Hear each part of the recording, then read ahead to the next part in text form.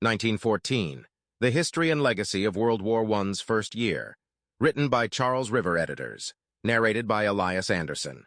Introduction.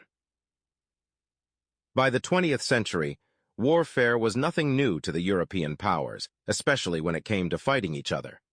Conflicts had been a mainstay on the European continent for over 2 millennia, and despite the Napoleonic Wars engulfing Europe for nearly 20 years at the start of the 19th century, the Europeans' imperialism continued unabated.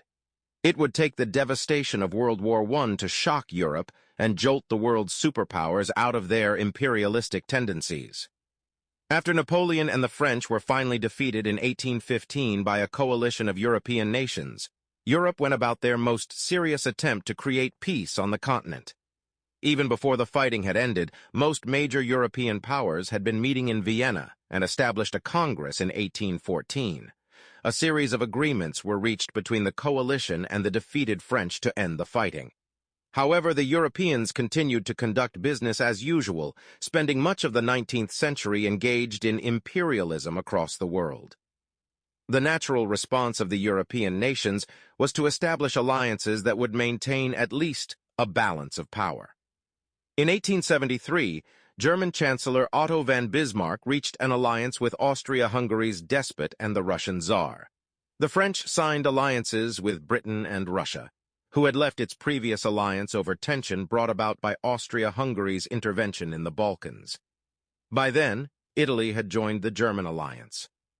Although a couple of wars were fought on the European continent during the 19th century, an uneasy peace was mostly maintained across the continent for most of the 19th century after Napoleon.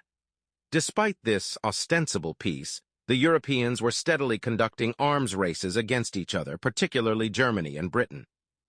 Britain had been the world's foremost naval power for centuries, but Germany hoped to build its way to naval supremacy, and the rest of Europe joined in on the arms race in the decade before the war started. With Europe anticipating a potential war, all that was missing was a conflagration, the seeds of which would come in 1908, when Austria-Hungary annexed Bosnia-Herzegovina in the Balkans, drawing it into dispute with Russia. Moreover, this upset neighboring Serbia, which was an independent nation. From 1912 to 1913, a conflict was fought in the Balkans between the Balkan League and the Ottoman Empire, resulting in the weakening of the Ottomans. After the First Balkan War, a second was fought months later between members of the Balkan League itself. The final straw came on June 28, 1914, when a Serbian nationalist assassinated Archduke. Sample complete. Ready to continue?